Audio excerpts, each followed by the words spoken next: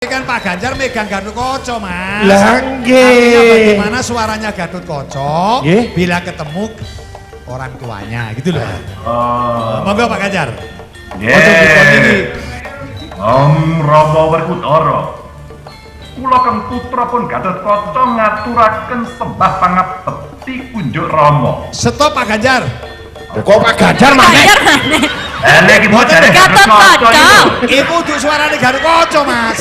Iku suarane Citraksi. Yang tenang. Kula sukani tiket jenengan budal Semarang, Pun. Ganjar Pranowo mendadak jadi dalang di acara guyup rukun virtual Puja Kusuma.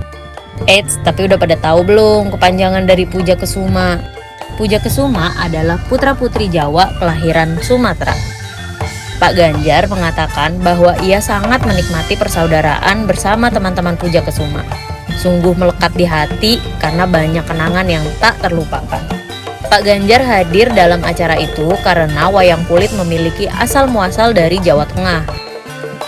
Dan Ganjar yang dengan tegas mengatakan bahwa wayang adalah warisan budaya yang harus dipertahankan. Pak Ganjar juga menambahkan bahwa persahabatannya dengan teman-teman Puja Kusuma sudah terjalin lama dan berasal dari sesuatu yang sederhana, yaitu nasi urap.